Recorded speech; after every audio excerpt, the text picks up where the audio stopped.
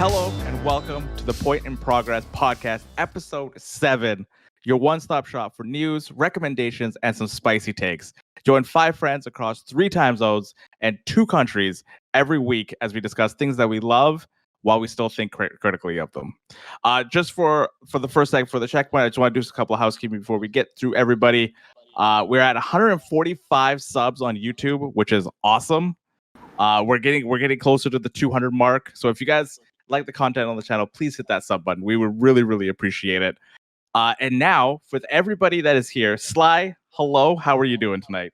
Hello, I'm doing all right. How about yourself? Hanging in there. I am like waiting for my job to start now. I'm getting impatient at this moment. Like I am literally getting impatient now because it's like I got my laptop. They sent me a laptop now, and it just sits there because I can't do anything with it. Soon. You got this. Soon. Yeah. Soon. Another 11 soon days. trademark. I got 11 days.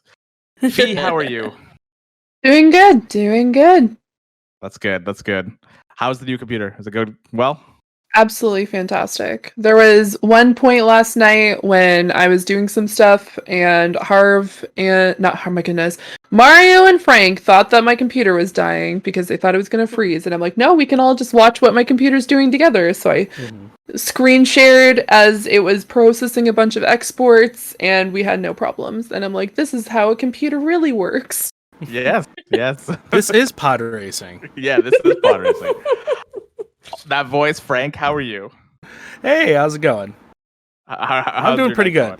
I'm doing pretty good. I like this new monitor. You shaved. Yes. That's right. Monitor, I haven't. Whatever your monitor, whatever. But you shaved. I shaved. It's coming back a little bit already. It's already been almost a week since I shaved because I literally shaved almost like right after the last podcast, so I have some time to grow a little bit of. To be after about a week. Oh, geez. Also, rounding out everybody, Mario, how you doing, man? Hello, everybody. I'm doing well. I don't know. I just like to do a good stretch, just to make sure that you can see everything. Oh my god! I just want to make sure. Can somebody tell this guy to go fuck himself? Hey, Mario, go fuck yourself. You can go fuck me at tpublic.com/thatMarioRivera. Oh no. Okay. No. That's how we get demonetized, even though we can't get monetized yet. What I should have done in that time is usually after we introduce everybody, we ask what we're playing. Fee, what have you been playing? Well, this week I started the new game that just came out. It's free to play called Magic Legends, where you. Essentially, but it's almost as if you're playing Diablo. So you play as a planeswalker, you go around attacking different things, going through quests. I'm very, very early on into it, mostly because I found out that my computer, with all the power that it does not like a surge, like it doesn't like a power bar, and was like kept on dying. Like, it would just turn off when it was, like, got to a certain point. Because I was playing the game in Ultra, I don't know why, it just, like, a spider would come down, and then my computer would turn off. So I had to plug it directly into the wall, haven't had any issues since. But it's a lot of fun. It's almost like a, deck builder in a way, where you just get random spells that you specifically get out of your deck. And then you use mana to specifically use these abilities. I'm currently playing essentially a red planeswalker, so it's a lot of melee and like hands-on fighting, but there's also like, as if you're familiar with Magic, there's blue, white, green, red, and black. Do I remember the names of the planeswalkers? No. I think it's a Geomancer is what I'm playing. That's what I'm playing. I'm playing a Geomancer, which is a lot of rocks and fire and stuff like that, because spell casting and standing behind and not button mashing is definitely not my style, so I definitely need something that I just hit something with. Also, I had a very anime-filled week, mostly because I was on 2 anime podcasts this week, so I had to watch some anime. So I just finished up Zombieland Saga today, and it is not about the... Unrelated to Woody Harrelson. 1000% not related whatsoever, because it's about Japanese idols, and it is crazy. Actually, very, very good. It's made by MAPPA, who also does the final season of Attack on Titan. Also, our Lord and Savior Jujutsu Kaisen. So it's been very, very good. Praise.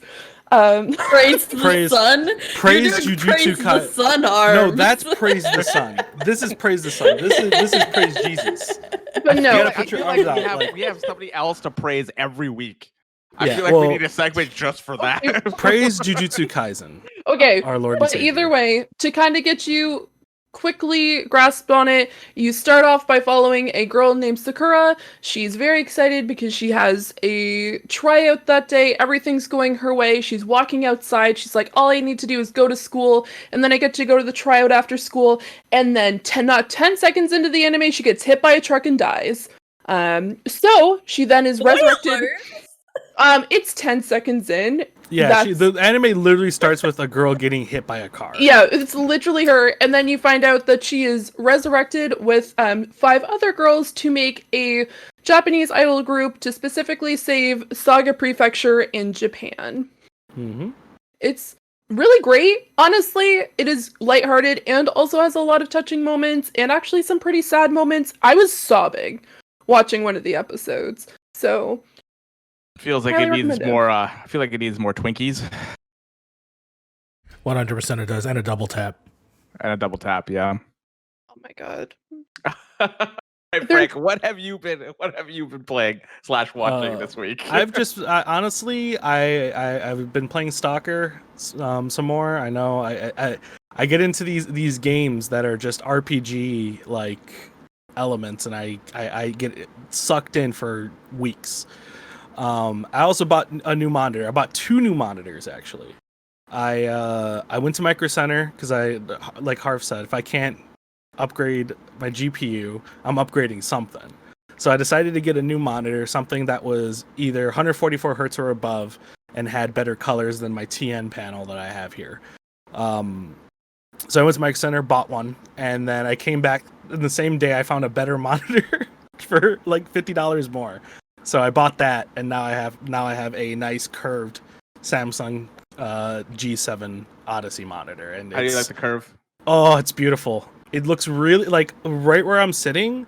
I can barely even notice the curve, but like I know it's there, and I can see all of my screen by like I don't have to turn my head anymore. Where on my other monitor I would have to turn to see like my bottom left. Now I could just look down and see everything. So it's great. It's nice.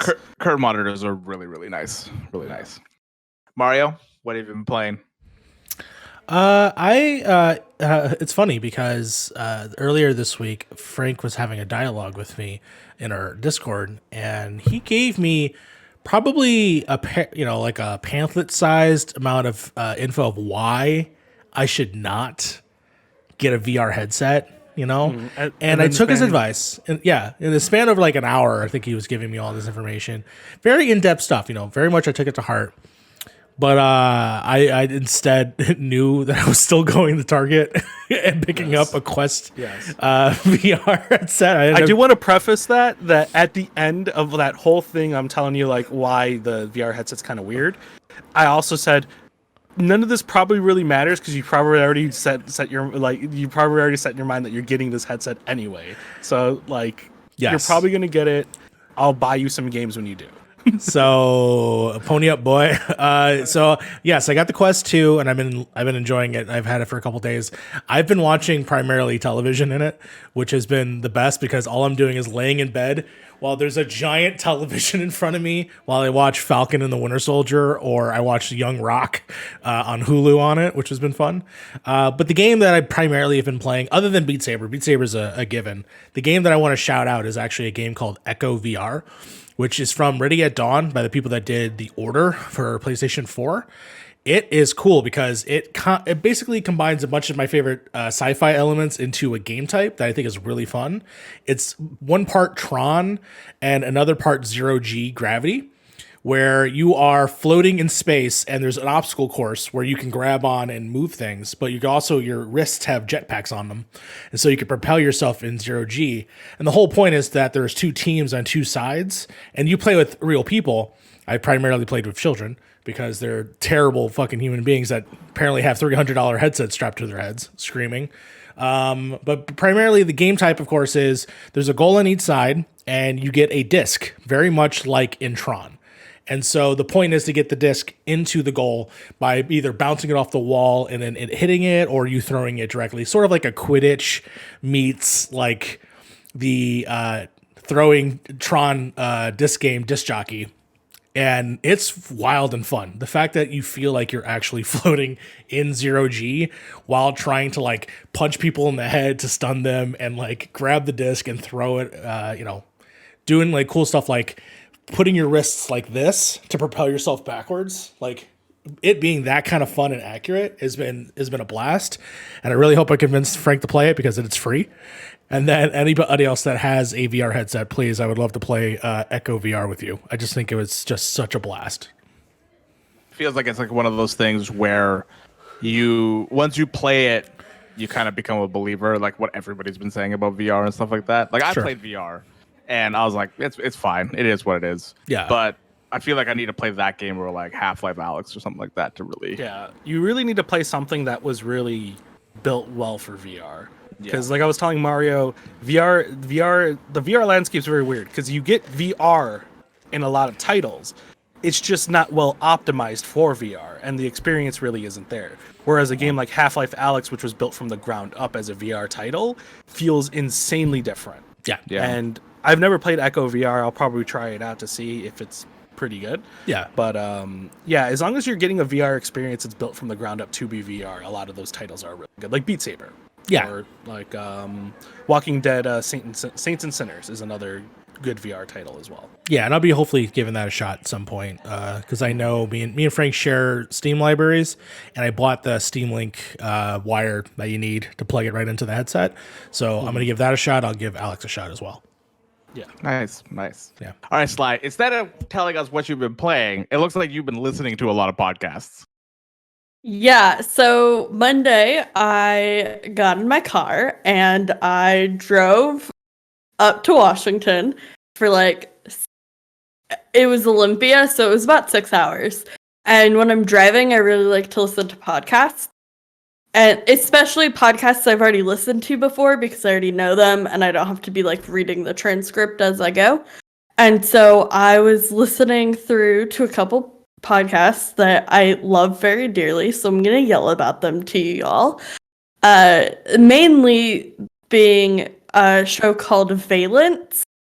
It's about a city that's kind of like a fantasy New York, where there are some magic users, and it just goes through discussing themes of like data privacy and registering minorities and familial trauma. And it's just a really good, really sweet story about like this world that is so beautifully crafted. And the sound design with all the magic having different sort of sounds is very good. And it's very fun. And so I highly recommend it. Definitely check out the content warnings before listening to it, but it's a very good show and I really love it. So I re-listened to that and I realized that's kind of become my like road trip podcast. And apparently that fact will tie into season 3 somehow, and I'm very excited. They're currently in the middle of season 2 and it's just been a blast so far. I also listened through Hubris, which is, you know how a lot of indie films do like 24-hour projects? Yeah. And so like you get a team together, you make something in 24 hours. So Hubris was the audio drama attempt of that. And so there was 7 teams, I think. Don't quote me on that. But they were given 24 hours to create a episode of an audio drama based on a specific theme. And they're very diverse stories, very diverse like genres, and that was really fun. But I have been playing one game, and I haven't told any of you about this yet. I started playing Mass Effect. Nice. Okay, so I saw this on yeah, I saw this Discord, on Discord as well. And you were playing Mass Effect. Did you? Yeah, it was playing Mass Effect. So I was like, wait, Sly's playing Mass Effect? Yeah. So a couple days ago, I was like in the mood to do something with my hands. but no games sounded good. Like I was going through all my libraries, and then I've been wanting to play Mass Effect for a really long time, but there's been all the rumors of like the Legacy Edition, whatever, and I was like, I'll wait. But I was in the mood for nothing else, and I was like, you know what? It's on Game Pass. Like I'll deal with the janky controls. It's so good. I'm probably around of a third of the way through it, based on what I hear, but I love it. It's very good. I'm having so much fun. Me playing a shooter? Who'd have thunk? But it's more than just a shooter, right? It's Yeah. more of an RPG as well. Absolutely. Yeah, Which you is can, the I think big you thing. could do a lot more. You think you could just run through that with powers if you choose a. I can't remember the name of that. Kind of. Yeah, that class. Scion or yeah. something like that. Bionic or something like that. I've never played Mass Effect. I'm waiting for the edition, the Legendary Edition, whatever, was coming out in May, I think. Mhm. So Definitely wait for that. yeah, I want to have it in like a remastered version because I've never played Mass Effect, so this is gonna be my first time jumping into Ooh, it. interesting. I, I've never played Mass Effect. I played relatively the end of the 360 era, and I remember I made my character look like Eminem, and then he carried on to 2 and 3, and it just got extremely worse as he got along because the graphics got better and his look was terrible. So Oh, that's right. You can migrate. yeah, so that was cool, but he looked worse as the games moved on. That's awesome. So I think when the Legendary comes out, I'm gonna go Femshep all the way. Yeah, I'm playing Femship. Nice. Which makes me really sad because I just want her to be very gay. I don't think they had that in the Mass Effect games, did they? No, There's not in the first one. In the first So one. in the first one, there's one you can romance as either ship. Okay. I have yet to meet her, but Okay. So for me this week, I've been playing Fall Guys. I started Fall Guys yesterday, season 4, which is a lot of fun. The new stuff that they've added in that in the new season has been really, really cool. They put like a squad up thing where you can actually have like a squad up. You can squad up with 4 people, and if you guys win, you can get an actual crown. Like all 4 of you guys can get a crown, which is really, really cool because they usually it's just you only one person gets the crown at the end of it. So that's kind of nice. The new levels, man, the quality of the game has just like from season 3 to season 4 is a huge jump in my opinion. And I feel like if you have Fall Guys or if you've been hesitant about like going back into it, this is probably the perfect time to go back. And I have a question for that, actually. Yeah. Did they make the levels a little bit less tedious? Like season 2 was the reason why I kind of jumped out of it, was because those levels were just god awful. But how are they now? So for my opinion, these levels are harder, but they're more fun. Oh, okay. That's the thing, right? They're a little bit more tougher, but they're a lot more fun because there's a lot more chaos happening in a way. Yeah. But like chaos to the point where like you still have a chance. Like usually before it was like if you were way too far behind, there's no way you're gonna win. Like there was just no way. But they've done a much better job this time around. Oh yeah. Okay, cool. Dude, honestly, this would be a really fun squad stream for us to like jump into. I'm like, down. Four Just of us. set a date and time. 3 or 4 of us could just Right jump now. in at It's some point. also on sale right now. It is. Yeah. So I think Who it's doesn't have it? $20. I don't have Was it. Yeah, it's right now. It's only PS4 and PC, but it's PC. coming out for Switch and Xbox later this year. So in the summertime, I think. Is there And crossplay? then there will be. I think they said there's gonna be crossplay when it all gets released on every platform. So, and then the other game that I've been playing is MacKinnon, which it's a good game. The puzzles are not great, but the story is really, really good.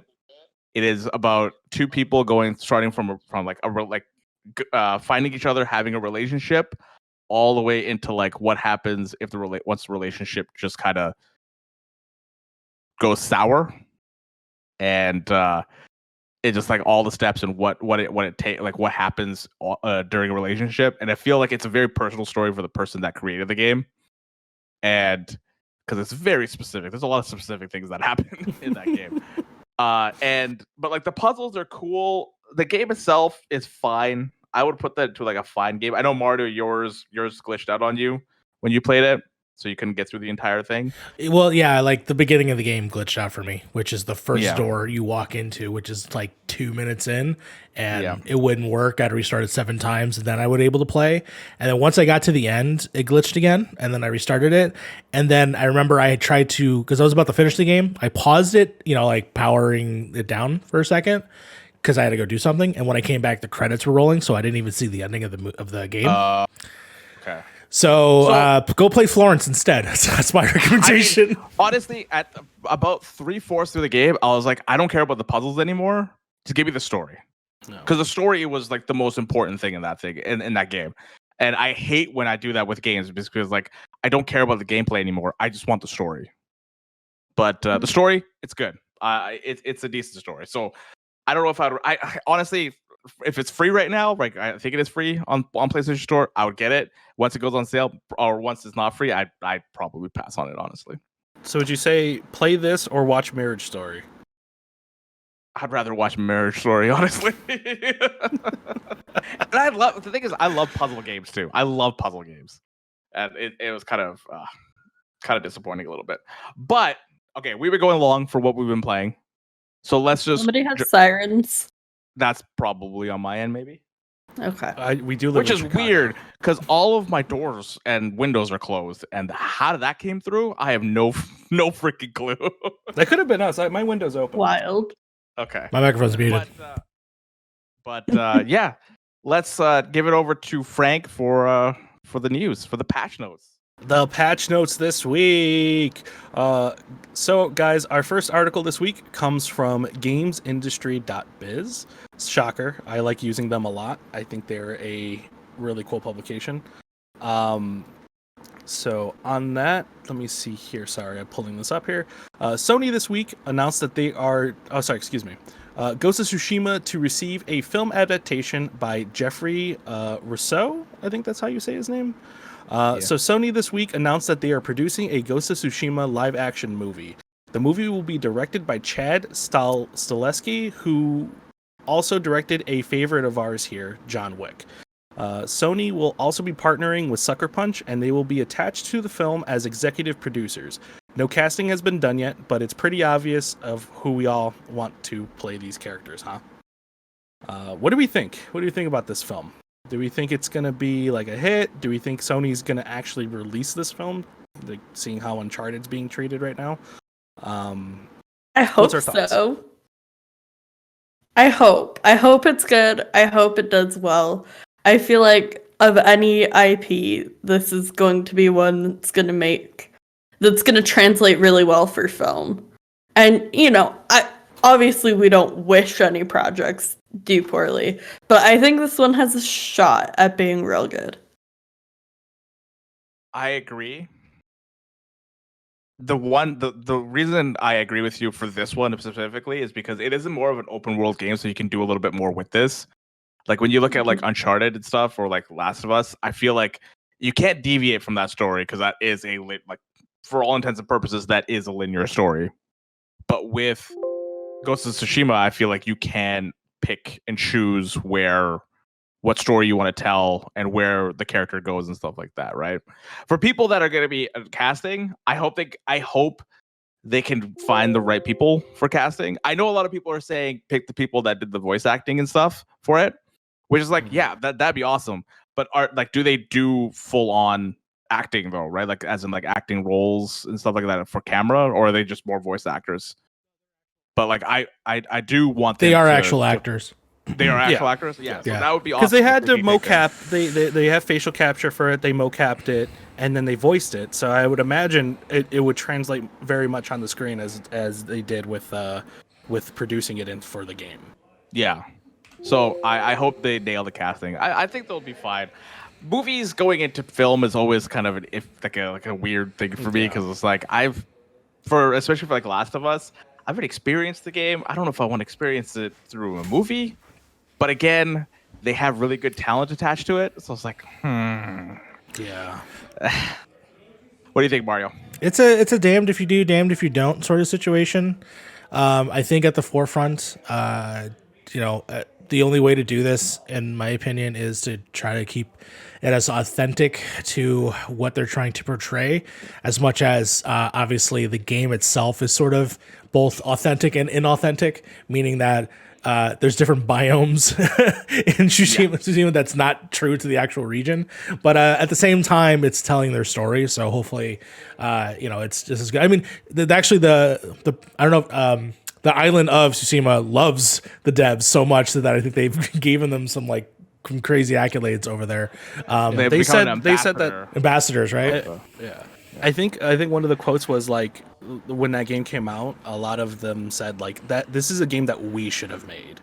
Yes. Like, they were kind of like, this is so good that it should have been us who made this, and that says a lot about all the care and attention that was put into that game. And as someone who personally doesn't love the game entirely, I enjoy the game. I don't love it because I think some of the story beats are a little weak. I'm hoping that they do obviously take this chance to improve upon that. But at the same time, I do think that the actors themselves do phenomenal jobs. And there are moments in that game that move me even to tears. There's a side story in there that blows me away. And I'm wondering if they'll even give time to that in the movie specifically. But I can absolutely see it because it's probably one of their more cinematic games. I mean, Last of Us, obviously, and God of War, but I can see what this movie would look like on screen. So I'm giving it, some hope again, hopefully. And if it's not the original cast, fantastic, Japanese actors. Yeah. Keep it as something. Fee, have you played this game? I have not. I think I watched you play it though. Oh yeah, you watched the ending. I remember that. I do sure remember did that. because you put it to a vote, and Yeah. And some people picked the wrong way.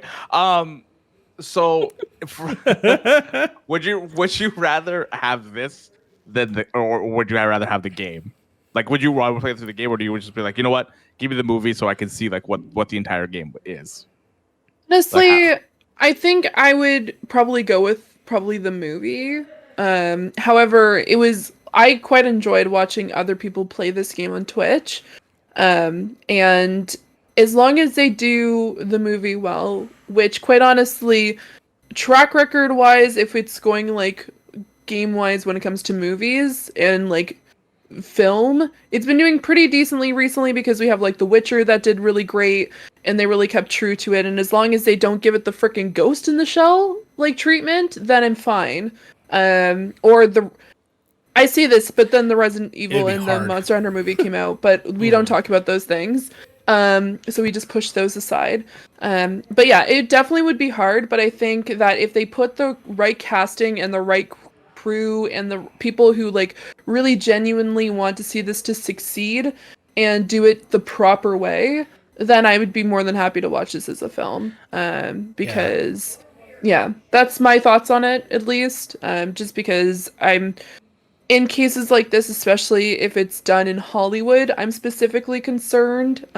However, if they have the right, like I said, if they have the right crew, then I'm all down to watch this. And if they cast the correct people, if they cast the voice actors, absolutely fantastic. That's a great choice. If they decide to go with someone else that fits the role correctly, then I'm more than happy to watch it. Yeah. It's a big task for people to play the game because it is an open world game. So you're putting in like 65 hours into this world. Exactly. And where you could just make like a maybe 3-hour movie, or not even 3 hour. Okay, well, I'm thinking more Bollywood at this point, like a 2-hour movie or something like that, right? Yeah. That you could get kind of like I guess a TV show maybe would be better, but I would rather have it as a TV show. I'd rather have this as a TV show, like 100%. Sly, you were saying you're gonna say something? I just want to see Ghost of Tsushima Bollywood style. Now I'm intrigued. Or just give me a Ghost of Tsushima like Kurosawa. Kurosawa. That's the one. Sorry. Yeah, Like, make it that kind of movie. I'd be down for that. Yeah. I probably would be in black and white. I was going to say, I don't want this to be a Hollywood production. Personally, I would rather it be like a John Woo, like Red Cliff or Hero or Crouching Tiger, Hidden Dragon production versus anything that we do. But this is it. Like the closest thing to it is like Mulan, and that was received poorly. So I'm hoping I mean, I feel like this is going to be more of a Hollywood thing, anyways, because look at Uncharted, for example, right? Tom Holland, well, like some of the actors that are in there. It's and who is it? Mark Wahlberg is in it As Sully. as Sully. This- so I feel This like just it's going to in, be more breaking Hollywood news. stuff. Oh no, breaking news. Jin Sakai casted as Scarlett Johansson. Scarlett Johansson will be playing Jin Sakai. Goodbye, guys. My favorite Thank Asian you, actor. My favorite Asian actor, Scarlett Johansson. The funny thing is, when I played Ghost of Tsushima, I didn't even play it on English. I played that entire thing in Japanese because I think that that's how I feel like I wanted to experience that game. So, but people have said that the English voice acting is really, really good. Yeah, it is. It's top notch. Yeah. All right, On to the next. Our next article comes from IGN. Reggie Fils-Aimé quits GameStop board of directors after just 1 year, by Matt Perslow. So, in a shocking development to the GameStop bankruptcy arc, Reggie Fils-Aimé has left the building. It seems that GameStop is recycling its board of directors with its current 8, including Reggie, to be out by the end of 2021, with a brand new set of board of directors to replace them. Pretty sure at this point, Reggie was just Reggie for retirement anyway. Terrible joke. Terrible joke. Terrible joke. Terrible You joke. love it. I think Reggie Fils-Aimé just said, I don't want to deal with this bullshit anymore. Oh yeah, no, it's definitely like so if it was just Reggie, I would say yeah, that's probably 300% true. But it's also all the other board of directors leaving as well, and it seems like they're all going to be replaced with just brand new people altogether. So I'm wondering if it was maybe on Reggie's side, maybe Reggie was just like, I'm out of here, and then everybody else jump shipped, or maybe GameStop said, yeah, we're just going to replace all of you guys by. You guys are too expensive to employ. I wonder if it obviously have anything to do with the fact of the fiasco that happened earlier this year with the stock exchange crap, but you know, it's ridiculous. I don't know. I mean, personally, I didn't want him there anyways. I think he's better used anywhere else. If anything, I would love for him to be the face of Sony, because right now Sony is separated into like 4 other people, and they're all uninteresting.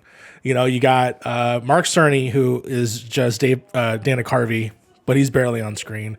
You got all these other people. There's no face over there. You have a Phil Spencer. You have a Doug Bowser, who we haven't really seen a lot of Doug Bowser, but still, because Reggie used to be that spot. I would love for him to be the face of Sony. Oh yeah, he would be excellent for Sony. Yeah. I think he would bring a lot of life to that brand, where it feels like Sony right now is that very stern, like they don't. It doesn't feel like they're having fun as they used to, where they used to like just come out with an orchestra. Exactly. You know what I mean? Here's my favorite quote from Reggie. He said, "My name is Reggie. I'm about kicking ass. I'm about taking names, and I'm about making games." So Hell yeah, let's go. Pretty good. Sony That's hire pretty good. Sony hire Reggie right now. Hire this man.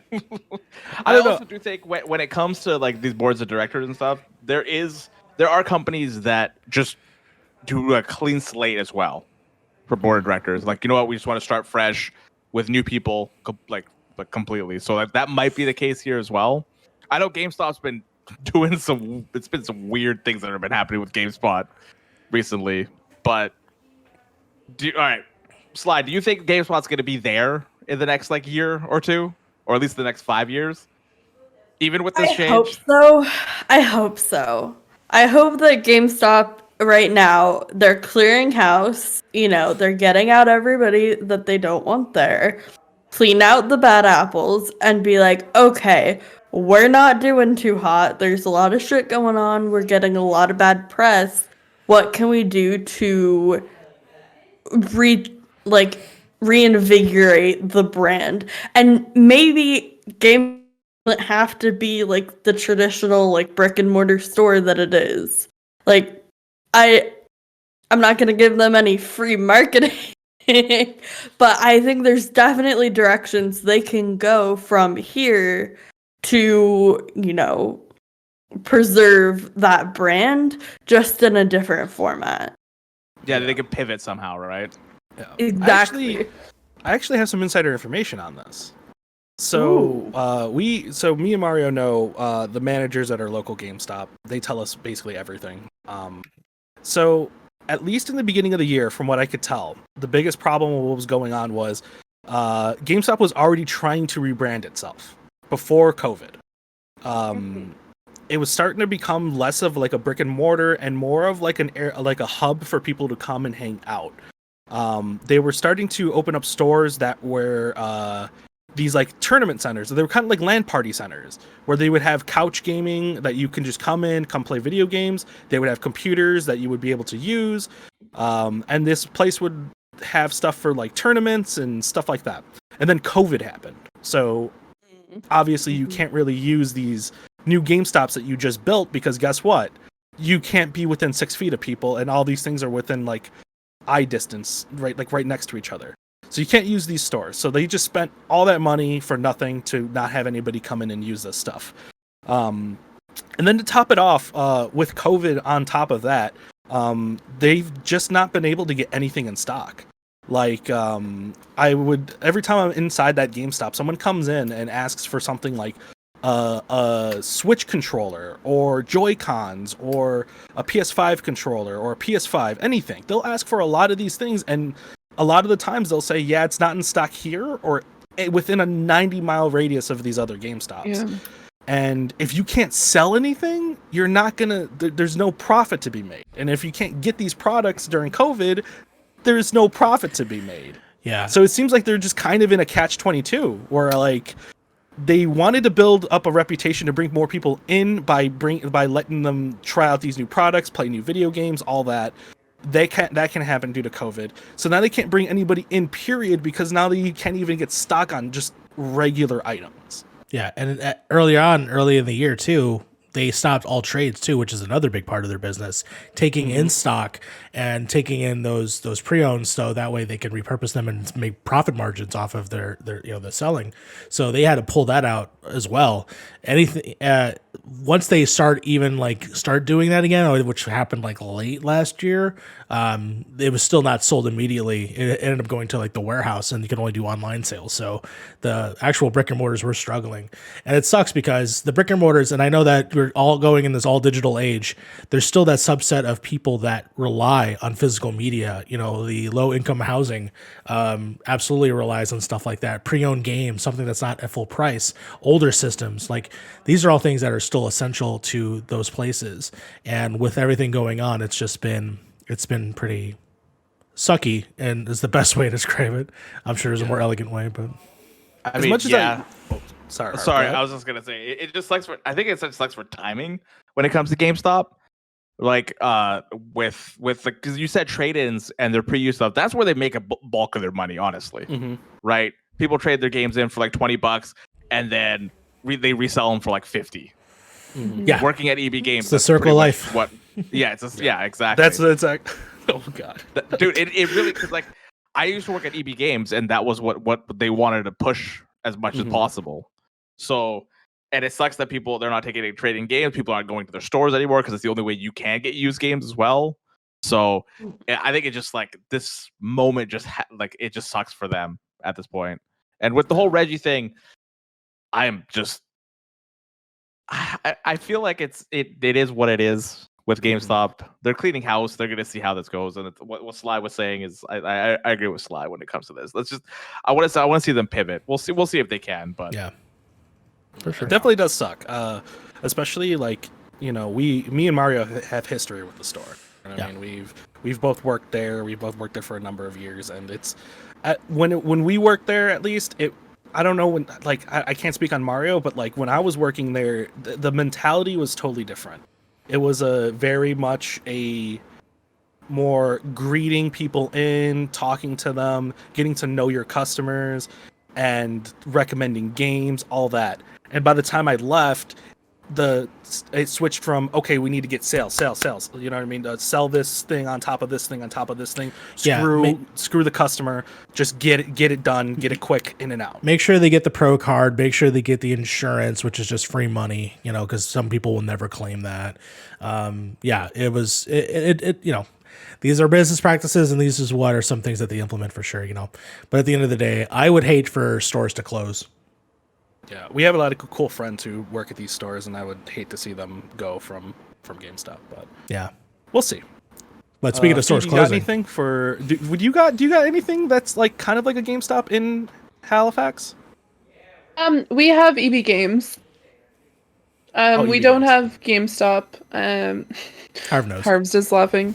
I know I live on a peninsula, in a like a magical world in Narnia.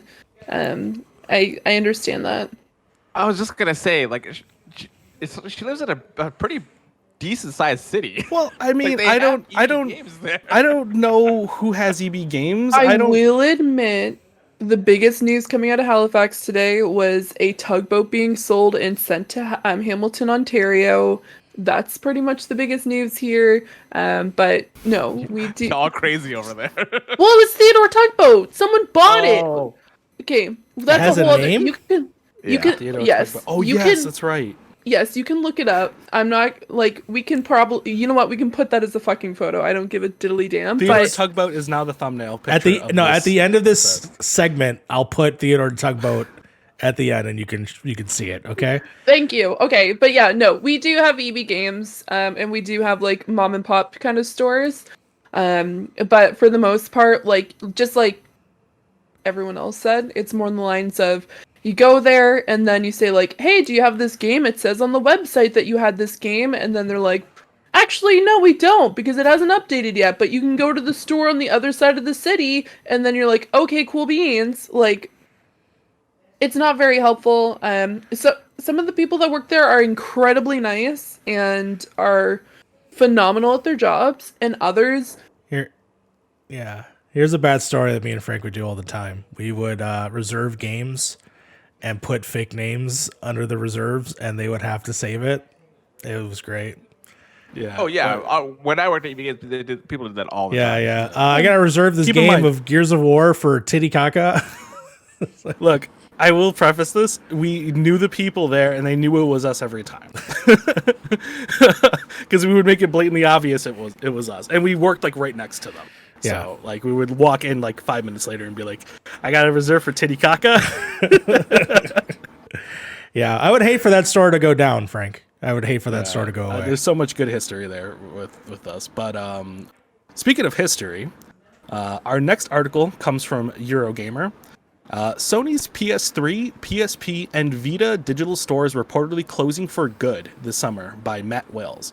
So Sony has done the unthinkable. I'm using that sarcastically. It's reported that the legacy PlayStation stores will be closed this summer. The reported dates for this closing are July 2nd for the PSP and PS3 and August 27th for the Vita. What do we think about what are you doing? What are you holding? I have so many thoughts and feelings. I'm just Oh. ignoring Mario. So my biggest problem is like I get it, like people probably aren't using these stores and it will like save them space on, the back end.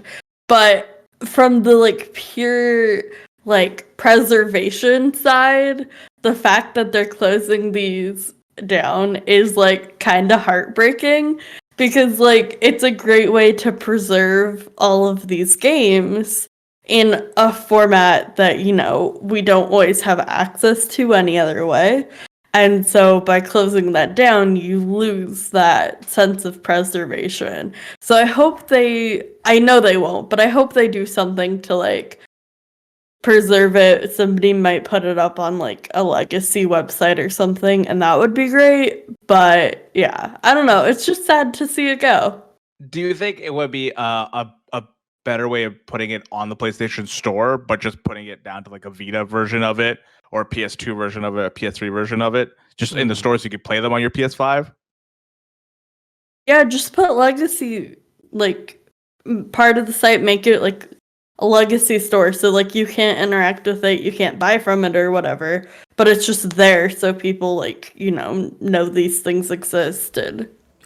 Yeah, it just sucks that sure, shut down the website, shut all those down, but maybe if the system still had it active, because it's still an active internet connected device. It's not like the internet just shuts off on it. You can still watch Netflix on these things. So it's just like, it just sucks that, that will be sort of discontinued. The only way to access these games now going forward, and this is not all games, would just be through their PS Now service, because you could still stream PS3 games. But at the same time, it's like, you're missing out on all those PSP classics. You're missing out all those Vita games, which there's not many, I understand. But still, the ones that matter. You'd be surprised. Mattered. You'd be surprised. Actually, No. If you But look at the doc. I meant like actual like. There's a bunch of indie games on there, but I meant like that flagship. Like, oh, I'm gonna miss Uncharted, Golden Abyss, or Freedom Wars, like those ones, as opposed to like Guacamelee, which is now on every platform. At the same time, I will miss some of these things. I personally love the Vita. I got into the PS3 kind of late, and I'm downloading as you just saw. I had the giant PS3. I'm downloading as much of games that I missed out on before this ends, and say sweet goodbyes. I was just thinking like maybe you could just do emulation on the PS5 for PSP. For Vita, You'd think? And then you could actually just put them on the storefront. I mean, so you can still buy Vita games, but they'll be scaled for the PS5. I mean, Xbox has been doing this now for the last 3 generations. They figured it out. PlayStation just is not in the mindset of these preservations. Jim Ryan doesn't understand why we want to play old games. It's because we want to be able to go back and feel these emotions again. And the big thing that I'm most afraid for this, the fact that the PS3 store and the Vita stuff, is all those third-party games that are not going to be licensed again. Like, for instance, your Marvel Ultimate Superhero games, or your, Rugrats the video game. Like those things are going to be lost to time. I don't think they're even on that store anyway. I'm just saying in general, like if those games specifically, those type of games, they'll be gone. Mm-hmm. Yeah, it's like more of a hypothetical, right? Yeah. Just to give you guys an idea of what we're losing, though, 393 games for the PlayStation Store, 1,002 Vita games, and 58 PSP games is what's going to be lost through the deletion of the store. Yeah. That's a lot of games. It's a lot of games. Yeah. You're looking at almost 1,500 games right there. Yeah. I feel like Sarah McLachlan needs to come in and make a commercial about all these lost games and finding housing. Give these PlayStation games a home, somebody, please. In the arms of an angel. Hell, I wonder if Sony were to do something like, if people were to like crowdfund the amount of money it costs for them to keep those servers up, and if people would actually like keep those servers up with their own money. I'm afraid of how much. Think of it. That's only going to cost probably fixed 1 month's worth of service.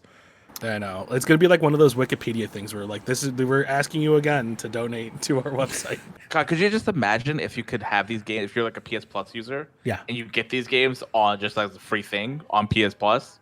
Well, like I said, but like I said, so PS Now, right? They could keep cycling them out and treat Game Pass, treat it like a Game Pass, which it technically is their Game Pass. Just nobody thinks of it that way. That will be the only place that you'd be able to play these things. But I want to be able to play still some of the Vita games on a large screen because they have the PS TV years ago too. So I don't know. What are you most sad about this when it comes to this fee? Because did you have a PSP? Did you have Vita? I had a Vita.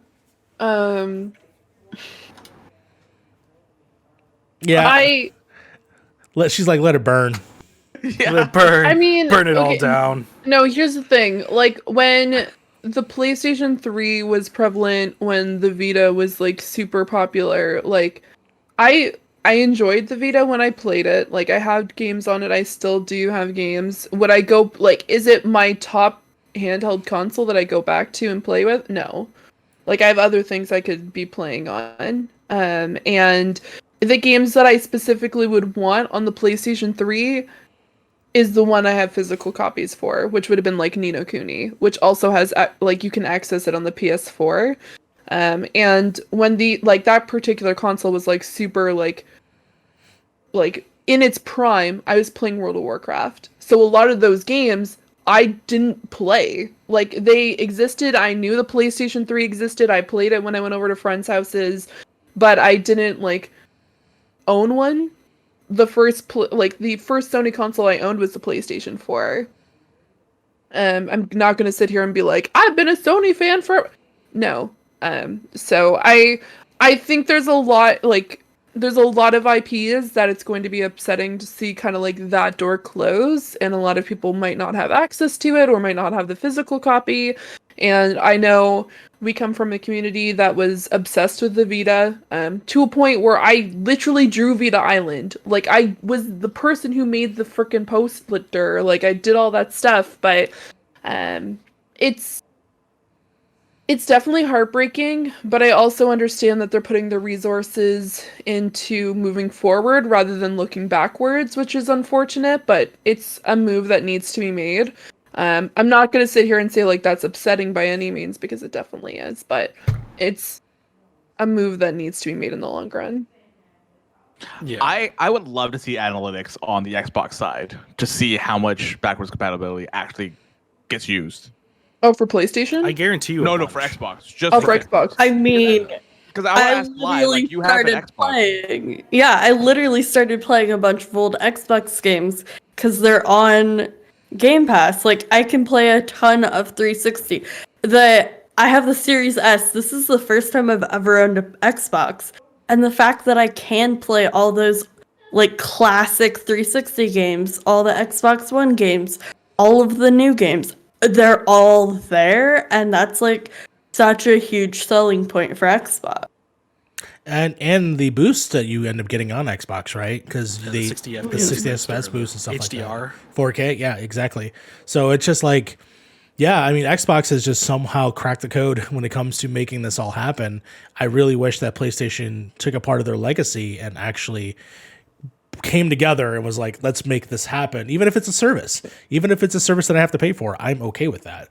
I just wish, like, in a way, like, people, give shit to Nintendo for their virtual console style, like the way that it was where you buy individual games versus, and they keep selling you the same game twice, versus what they're doing now, which of course is you pay that subscription service and you get all these NES games that they reveal every month, or well, they used to reveal every month, and then they did SNES.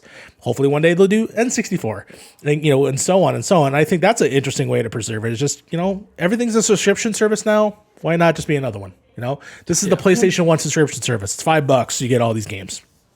I was gonna say twice is an understatement when they make you buy games. Look, I feel like I bought Mario 3 like 7 times already. Fair enough. And I still don't own it somehow. I still can't play Mario 3, and I have no idea how. Exactly. But if I could request anything from Sony, I want you to bring back the PS1 store, please. I got Crash for audio 2 in listeners. Here. For audio listeners, he has his PlayStation 1 in his hand right now, and he's waving it like a flag. Yeah, that's I right. have Crash 2 in here. And now Mario is going back and picking out his mini. Look how tiny it looks compared to this thing, dude. Listen, it ain't about the size of the boat; it's the motion in the ocean. All right. It kind of, when you hold it up like that, it kind of looks like the same size. But this is like the old school. This is the old school. It's like perspective. It's like we're messing with perspective right now. Oh my god. Okay. All right. All very sad on the Sony front. It is what it is. But on to our next article, and our final article this week comes from Kotaku. This is a report. Microsoft wants to buy Discord for over $10 billion by Luke Plunkett. So, in a move nobody saw the money giant doing, it looks like Microsoft might want to acquire Discord. What they will do with it, who knows? But most likely, if the deal goes through, we might be seeing Discord integrated into the Xbox network ecosystem and maybe Windows. As of March 25th, Microsoft is now in exclusive talks with Discord, and if all the negotiations go well, we could be seeing the completion of a deal as soon as next month. I got some thoughts. Okay, Fee. We're gonna go with Fee first because Fee has been shaking her head this entire news. Yep. Yeah, I was hearing some things happen. I can't see you guys when I'm reading it, so I was just like trying to see like what's going on down here. All right, what you got, Fee? So I don't know if you guys know that Microsoft already has a system that allows people to get in contact with each other. It's called fucking Skype. It's trash. And they bought like Skype used to be like pretty popular, and then it was consumed by Microsoft. And where is Skype now? I only know one particular group that uses Skypes. It's dead. I'm gonna be honest. Love you, Sean Capri. If you are listening to the podcast, but Skype is dead. I only have Skype specifically for Sean Capri. That's the only reason why I own that freaking platform. That's the only reason. So I'm very concerned. I feel like Microsoft is, I don't know, like, while everyone else is like floundering during this pandemic, Microsoft has risen above and is just like, we got money, we're gonna buy a bunch of stuff. We bought Bethesda. Now we're gonna be looking at other things. You know what? Discord's pretty popular because we can't buy things like Instagram or TikTok, so let's buy something that everyone uses and we can integrate. Discord looks like a really great idea. I thought your big rant was actually going to be the fact that they're going to pay more for Discord than they're going to pay for Bethesda titles. Well, here's the thing. True. There's more people that use Discord than people consume Bethesda products. I guess. I'm not going to sit here and pretend like I don't think that's free product.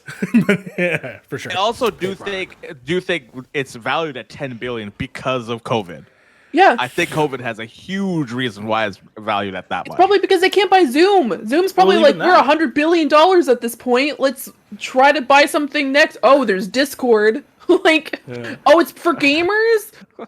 Let's take Discord. Harv, you got a point, though. I think you really do. Because it makes sense that it would be a lot more, it would cost a lot more to buy Discord now than it would have been a year ago. Because everybody is most likely using Discord right now. Yep. Companies are using Discord. Use Discord We're for using classes. Discord. There you go. Sly's using Discord for classes. Like, everybody uses Discord now. This podcast is brought to you by Discord. This podcast is being recorded right now on Discord. I'm looking at a Discord. And maybe in about a month it'll be presented by Windows. Who knows? Sly, what do you think about all this? I hate it. I honestly, swear to God, I hate the idea of this. Microsoft has so much money and they're just throwing it at other companies to do the work for them, which is great for them, but sucks for whoever they're throwing money at. Because, a company's going to get acquired, changes are going to happen, usership is going to plummet, and then it'll turn into Mixer, right? You don't need to buy every company to work with them. You can just have partnerships. Let Discord be an app on your systems. Please, for the love of God, stop just buying everything you want to work with. You're allowed to work with other companies that work with other companies. It just really pisses me off that Microsoft whole philosophy right now in regards to working with other software and working with other businesses is, we want a partnership with them, but we want them all to ourselves. I'm just going to buy out the entire company. And it's getting really tired because we've already seen it screw over so many different groups of people. Just work with them. Put the fucking Discord app on your Xboxes,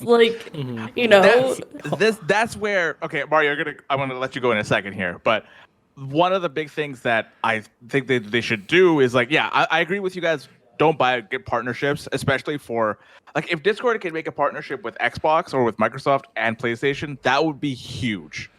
Because one, the Xbox Live Party shit is terrible.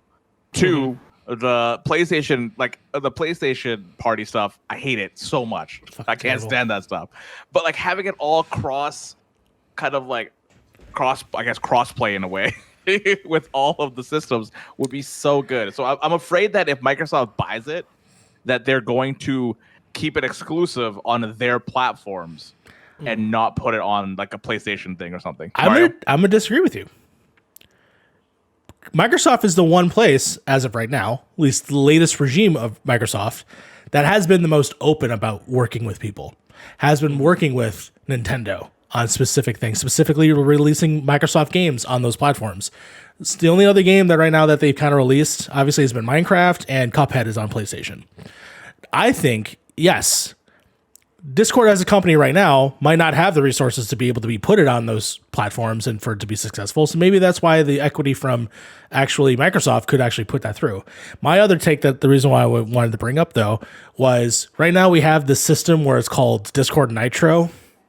Yeah. What if, and I'm stealing this idea from Zombie Kills, I think they made this observation on Twitter, but what if instead of that, it's part of your Xbox Live subscription that boosts all of your assets of, everything with Discord.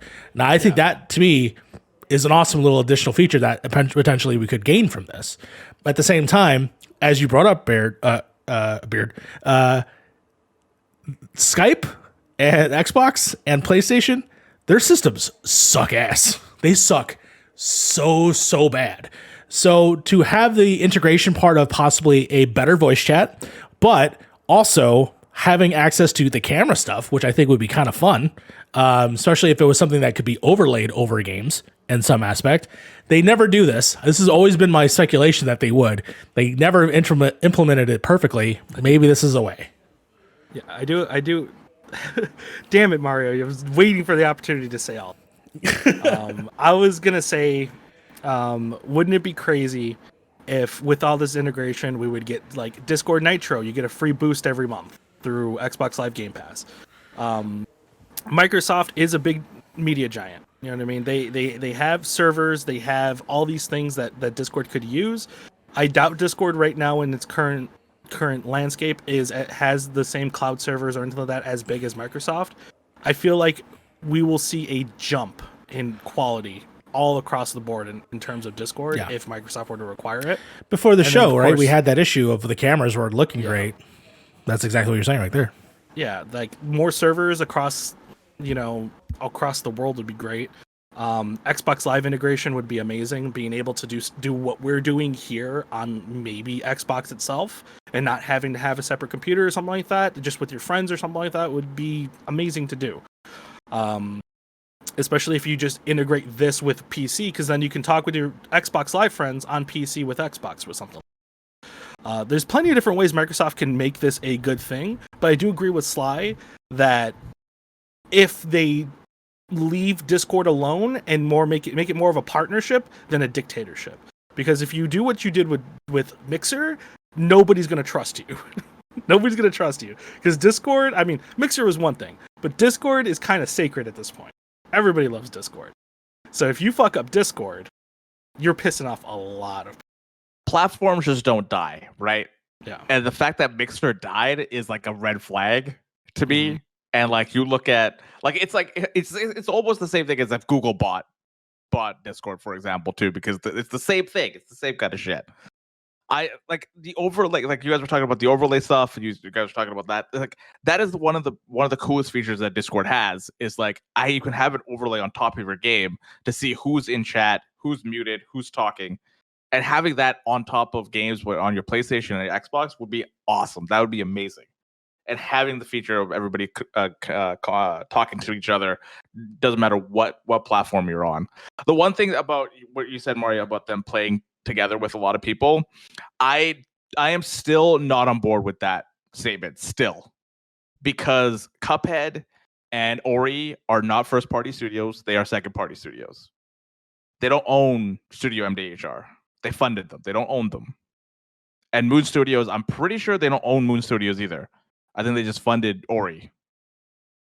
So that's where I'm kind of like, I don't know where Starfield is going to go. Like, I think once Bethesda starts releasing games, I think we're going to see more of what direction Xbox is going with that stuff. Mm-hmm. Fee, do you have any thoughts on this? You took off your glasses. Did you take off your glasses? Am I going crazy? No, she took off her glasses. Can you see clearly now? Is the rain gone? No. We're not going to talk about my glasses. Mostly because, like, You quick snapped segue. Fucking broke them. Wait, oh you broke no! Is this because of Microsoft buying Discord?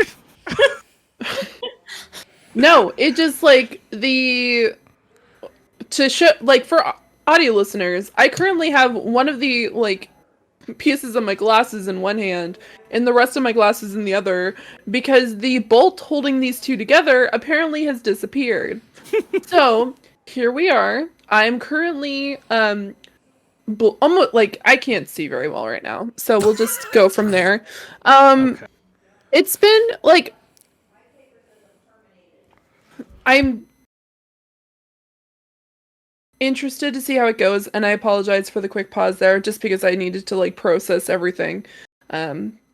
It's Microsoft has been doing well, and right now what we need to do is we really need to focus on what they do with ZeniMax, what they do with those particular games, and then move on from there. If they've learned from their mistakes rather than other companies where they purchase them and then instantly decide to close that portion, which I'm not going to talk about because that's February irritations with a specific company, cough cough, Google. I'm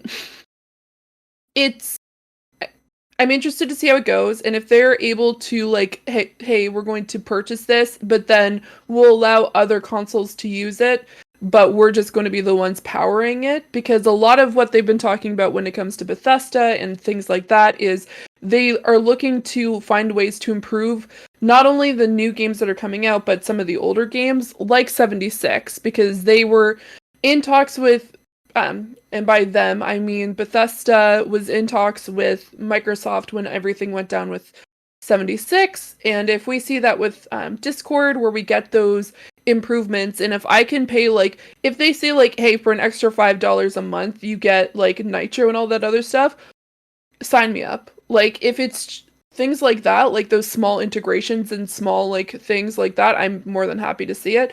I'm going to stay optimistic, but I'm still a little bit irritated because we have seen things like Mixer and Skype go away to the dodo. So,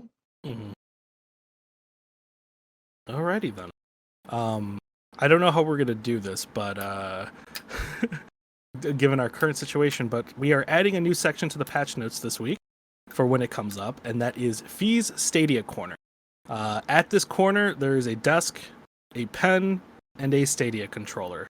Fee, do you need your glasses for this, or do you want to just do quick? Great. Okay. Just give Fee, me take it 1 away. second here, guys. You got this. Don't judge me. I'm gonna just make a We're slight... judging. We're making a slight tweak because your girl is blind and has astigmatism and she can't see shit. So I just realized what you were doing. You're just upping the size. I was looking at the dot, and it's just getting You're good, bigger. you're good. We saw it in real time. I was like, "What are you doing, Joking. Fee?" Guys, let me be. The problem is holy moly, guys. Well, welcome to this quick Stadia Corner. I'm going to make this very quick for you. Thank you so much. So we're going to be talking about an article that comes from inverse.com by Giovanni Colantonio, and it's all about the new Resident Evil news that came out this week, where Google and Capcom have announced that both Resident Evil 7 and Resident Evil Village are coming to the cloud gaming platform. Stadia Pro subscribers will get the Gold Edition of Resident Evil 7 free at the start of April, but there is tantalizing incentive for fans who want to buy Village on the platform. Players who pre-order or purchase the game before May 21st will get the Stadia Premier Edition at no extra charge, which is what they did specifically for Cyberpunk as well earlier in December. So that means that $60, or for me, it's going to be $79.99. We'll get fans the full game, the Stadia controller, and the Chromecast Ultra. This is not only a great value, but it marks a major strategic shift on how Google plans to get more people onto Stadia. We actually saw a great growth in Stadia purchases of Cyberpunk 2077 when they offered this deal, because it came to a point where they actually sold out of that particular deal in both the United States and Canada. And so I'm really interested to see how that goes. I'm probably going to buy it on Stadia. I was a little bit, like, I was debating getting it on the computer, but since the Stadia option is there, I probably will go over to that option. Hey, Yeah, trying. it's a good deal. The trying. Yeah. Yeah. It's a good deal. When you think about it right now, in the landscape of where you can't get a new next-gen console like the Series X or the PS5, it's a great way for somebody who maybe doesn't either you can't get the consoles or you just don't have the money for the consoles right now, which is totally understandable in the landscape. It's an insane value. You pay $60, you're getting basically a controller and a Chromecast, which are about $100 by themselves. Each. It's crazy value. It's crazy value. It's that Stadia is doing, and more that the months go by where you can't buy a new GPU, you can't buy a PS5, you can't buy an Xbox. The Stadia options looking better and better. Yeah. Hey, maybe it'll get me to get Stadia at this point too. Maybe, who knows? There you go. I'd rather play them on PC, but like there are some stuff like obviously I can't run the games on max settings, so maybe that's probably going to be a better way for me to do it until I get an actual GPU, right? Since I'd rather play games on PC. My PS5 just sits here. I feel sad. My PS5 is just the lotion stand. Dude, oh my god. Nope. My Series S is getting a lot of work. Yeah. Slide's getting the full work out of their Xbox, while our PS5, Frank and I's PS5 just sits there. I mean, mine's a Fortnite machine, so Mine doesn't exist. Remember when we gave Fee shit for playing Loop Hero on her 3070, and Mario's over here with a PS5 and Fortnite? I thought we were gonna go 1 week without talking about Loop Hero, but here we are. All right, so on that note, Fee, she has to get out of here. You want to say bye to everybody? Absolutely. Bye, guys. I hope you have a great evening. And by evening, I mean whenever you're listening to this specific podcast, because I realize that this is pre-recorded and you might be listening to this in the morning. So I really hope that you're having a fantastic day. You can find me here. You can find me on Twitch and on Twitter at Zeranix, and you can see it right underneath there. I'm not going to spell it out for you. You know how to do it. And for the people who are listening, it is going to be in the actual description if you want to check out my stuff. You can also check me over at the Penultimate Conquest. I did a bunch of stuff over there this week, a lot of anime-related stuff in regards to the final season of Attack on Titan, where we did a double feature episode, and we talked about the spring 2021 season of all things anime, which is fantastic. And what you can do is, I'm just going to plug them because I'm just about to run over there. You can check out the PS Trophy Room, where they talk about all things PlayStation. By the players, for the players. Fantastic stuff, great people, we love it, we love to see it. I'm gonna go now, and I don't know why I'm pointing. Okay. Bye! Replace her with a cool picture. Bye! Later, hater. All right, for our last segment for the podcast, I'm going to throw it over to Mario for some hot takes. Yes, so we are doing a hot take. The hot take this week is old shit is old. Screw your old books, your old comics, your old movies, your old CDs, your old cassette players, your old VHSs. All that shit's old. Everyone hurt me. I'm a changed man. All this media behind me, I'm going to burn it. I'm going to go burn all that stuff. No, that is not actually my personal hot take. That's not how I actually feel. But I know that is a sentiment that a lot of people have these days when it comes to, digital only stuff, or when it comes to not wanting to watch older movies after a certain point. I know that Frank specifically points this out to me every time about 80s music and 80s nostalgia. Even though I was never born in the 80s, I totally get it. So I wanted to raise the topic up. Is how old is too old? And do you feel that way? Do you feel that you do not go back? I know that in this episode specifically, we've had conversations about Mass Effect, which is a somewhat older game. I'm curious about what you all think about specifically this idea. So, Sly, since you have brought in Mass Effect, I want to bring it up to you first. Are you someone that lives in that mindset or is opposite of that mindset? Absolutely the opposite, for the most part. I'm very much a sentimental person. I really enjoy and appreciate looking at older media, just for the pure history of it. I love old books. It's probably one of my favorite things on the planet is old books, getting to read, all these stories from people with completely different perspectives and completely different worldviews. Something I really enjoy. And games, I missed out on a lot of those, seminal titles and being able to go back and play them, acknowledging that, yeah, maybe the graphics aren't perfect, maybe the gameplay's kind of jank, but getting to experience those in the context of now is something I really appreciate and enjoy. I do struggle more with like movies and TV shows. A lot of those I feel like don't hold up, and it's pretty challenging for me to be able to go back and watch them, especially because a lot of the themes in Hollywood that can be, pretty anti-trans, anti-queer, anti-disabled, those themes were really like prevalent in a lot of older like movies and TV shows. So I don't really vibe with those as much.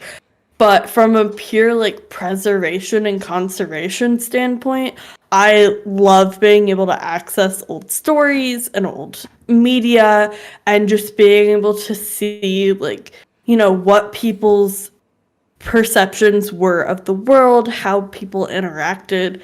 That's something that's really interesting to me as a communication studies like major. Like this is my bread and butter, right? So I want to hear what you guys think about this. Yeah, Frank, what I know that we used to share a workspace together and we would pick music, and I primarily was in control of it because I'm that kind of person. And yeah, you were tired of my playlists, and I want you to go ahead. This is your free opportunity to take pot shots at me. When it comes to older media, and it's pretty obvious, I have a PlayStation 1 fucking I'm holding up a PlayStation Portable right now. Yeah. I love older media. I have a closet in the other room filled with a bookcase filled with PS1, PS2, Wii, almost every single different console type games. When it comes to video games, I love old stuff and I love new stuff. My personal opinion on old is old is I appreciate the old stuff, but I don't really let it cloud my judgment on newer things. You have groups of people who are only into newer things, and you have groups of people who are into only the old things. And I feel like both of those sides kind of cloud each other. There's a way to do both at the same time and be able to enjoy both types of media without having to overlook the other. When it comes to movies, I agree with Sly here. I don't really like older movies and stuff like that. I mean, of course, I'll watch the classics, but I'm not going like I do with video games, where I'll just play an older game and try to see what it's about. Whereas a movie, I'll see an older movie and be like, maybe I'll do something else other than this. When it comes to music, I troll Mario a lot. When it comes to this, mainly because you guys didn't have to sit in a hot ass Verizon store for 10 hours a day listening to old 80s jams on repeat. Okay, there was no changes in these songs. It was the same damn songs, guys. I mean, I used to work at Sears, and it was the same like 20 songs. Yeah, but you would get a change maybe every year. Okay, we worked there for I worked there for 6 years. Okay. In Mario's defense, I also worked in a public place where we got to play music, and my boss at the time, who was 50, and I was, 20, I was playing my playlist, and he said my music taste was too old for him because it was 50s rock hits, which is like, I love 50s music so much. So, like, 80s is a little bit more reasonable. I love all different types of music. If you look at my Spotify playlist, it goes from literally Japanese city pop. What's your favorite Taylor Swift song? Hard gangster rap. Your camera's doing some. Yeah, you're doing some funky things right now. I know, it's because my GPU is dying. Oh no. GPU is dying. That's why I need a new GPU. There you go. There you go. When it comes to this stuff, like I don't mind I don't mind old stuff really. I hate cassettes. I can't stand cassettes. I don't want to sit there and rewind a cassette. All right, no, nobody's got time for that. VHS, same thing. I'm glad DVDs exist. I'm glad CDs exist. And when's the last time I bought a CD or DVD? Oof. I don't remember. Like, I don't remember. But when it comes to old games, I like old games. I enjoy playing them. Like, I still play Smash Brothers Melee every now and then, right? I still play like Super Mario 3 and stuff like that. So like, when it comes to old games, I'm completely fine with it. Old movies, I agree with both what Frank and Sly said about old movies. Like, they're not great, especially like if you're trying to watch them in like a 2021 or 2020 lens in a way. So I get the old is old mentality. I do understand it, but at the same time, it's like sometimes you just gotta see where games came from and how they've actually like innovated, like where they started and where they are now. That's kind of where I am about older games. I wish I could play old PlayStation games on my PS5. I wish I could play like Final Fantasy VI on my PlayStation on my PS5, so I can just experience that game again, for example. Bless you, Sly. Thank you. Sorry, Frank. I probably cut you off there. Oh, dude, my computer was having a time. Both my screens were just black. Like, I think that was the hardest my GPU ever like restarted itself. No, I mean, I really had nothing else to say, so you're all good. So yeah, that's kind of where I stand. Yeah, but I understand the old is old thing. I do. When a game sucks and it's old, get it out of here. But you know, Sure. yeah. Yeah. I mean, as someone who this probably hits the hardest, pretty much because a lot of it is gone through what I grew up watching, and it was these things that I was introduced to, so they are tied to me, even if they were not necessarily my generation, which is funny. You know, like I think fondly on Arnold Schwarzenegger movies, and most of his best ones were in the 80s. You know, Predator, Terminator 2, which was, you know, teetering into the 90s, Total Recall, all these movies that are technically before my time. They're a big part of me going forward, and I still say my favorite movies of all time are Goonies and Willy Wonka and the Chocolate Factory and Superman the movie. Superman the movie blew me away. Even though now the CGI and all the things that they could possibly do are so much far technical, there was something magical to see a man fly. So I still hold resonance to those old things. But I also agree with Sly. There are moments when you go back and you revisit things and you see things now with a totally different lens. You know, growing up as an adult or growing up as a kid watching it, you see things and you watch things like big example, right? Ace Ventura: Pet Detective. Absolutely loved that movie as a kid. Absolutely loved all the jokes. Thought he was the funniest thing on the planet. The ass talking, the dolphin stuff, fantastic. Didn't understand the ending at all. Didn't understand what the people were laughing at when we get to the ending until you watch it as an adult, and it is extremely offensive, especially towards the trans community specifically. So that movie is a movie that I don't necessarily revisit as often as I used to, because the way that they treated that specific character is not the greatest. So I totally understand there's things that you just can't go back to sometimes when it comes to that. At the same time, I do think there are other things that still do, but that people will not watch. Like, for instance, a big movie series that I've never seen that everyone keeps telling me to watch is The Godfather. I've never seen The Godfather. You're not alone here. Do I want to watch 6 hours of an Italian family go through struggles? No, I already have one. They're my own family. So, you know, it's just like part of me resists some of that. In the same way I feel like a lot of people do. And it's a lot of it like growing up, like as you move along the decades, and I'm now realizing that because I'm turning 31 soon, things that I thought were bad to begin with, or things I just never really gave a chance to, even at the time. So, like, let's just say boy bands. Oh, boy bands suck. Now in my 30s, I love boy bands. I love Backstreet Boys. I'll pose for NSYNC. Same thing with like rap music. Rap music is another thing that to me changes over time, where my feelings on it change. And it's the older I get, the less like uppity that I get about my media. So that's why when I feel like when Frank is giving me shit about the 80s, it's because he's not actually listening to it. He's just listening to the idea of me listening to it. But I feel like if he gave it a chance, it's possible that he might like it. But that's just me obviously dreaming as well. That's just me. I like projecting. 80s music. Don't get me wrong. I like 80s music. I just don't like the same songs I know. over and over again. I know. I tried to mix it up, but Spotify, it just plays the same damn algorithm all the time. I have to listen to Billie Jean one more fucking time. Insert Billie Jean here. DMCA. We don't want to strike. Yeah. No, thank you. No, we don't want Fee, to. what do you think about this? Awesome. I think she said something about. I think she said something about Stadia or something, but Start talking Yeah. about Stadia, and I'm like, Listening for the anime? ghost of Fee.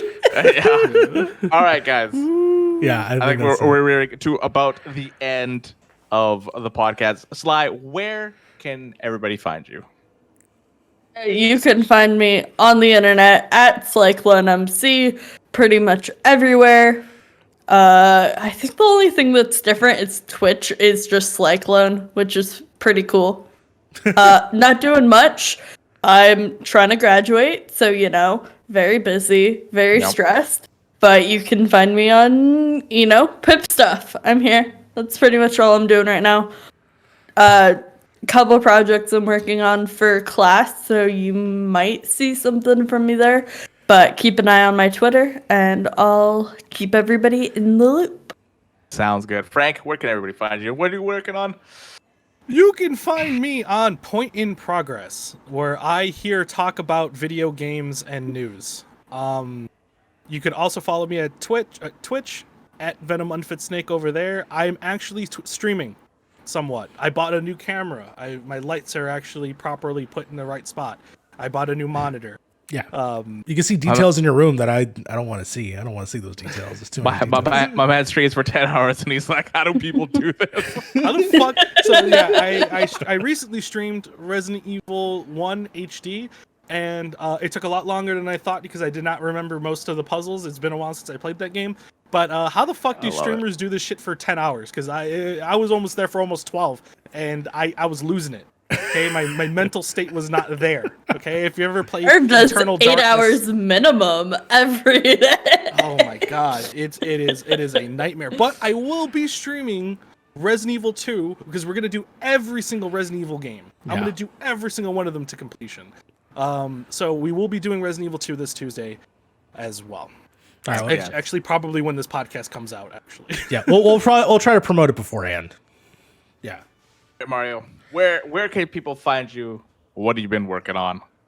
You can find me at that Mario Rivera on all your platforms. That includes YouTube, Twitch, and Twitter. If you find me just by typing in that full phrase, you'll be able to find me. You can also find me on TeePublic, where you can find this T-shirt that you can also buy. I have a photo. I'm going to show it right here. It's my family wearing it. Fantastic. And I look over as if I could actually see it. And of the other thing that me and Frank actually did last week we went on the penultimate podcast and we actually talked about the Snyder Cut for an hour, which was fun. It was a lot of fun.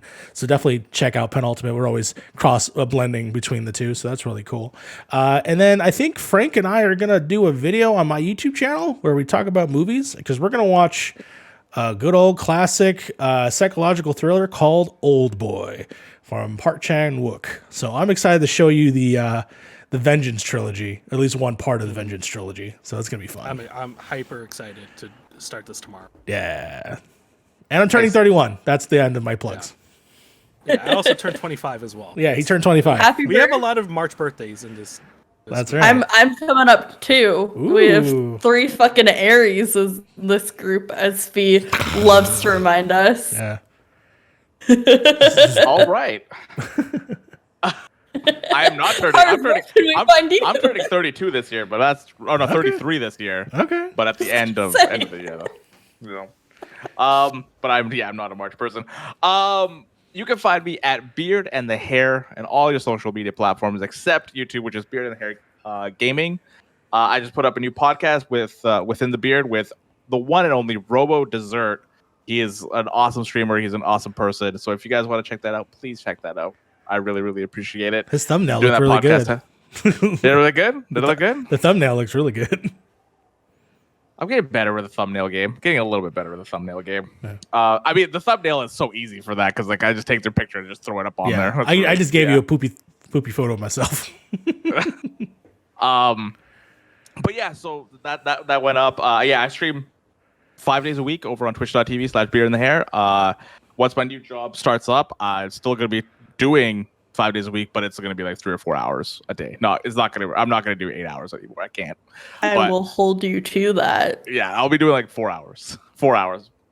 But I do have some awesome stuff coming up on the channel. Awesome stuff just in general with beard and the hair and stuff like that. So I'm really, really, really excited.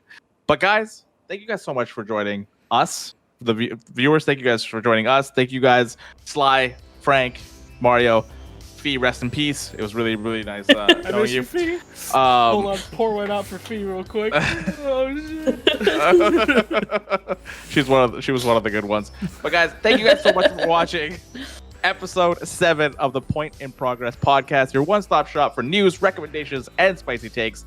Joining 5 friends over 3 time zones in 2 countries every week as we discuss the things that we love and while still thinking critically of them. And Mario? That's right. Progress has been made.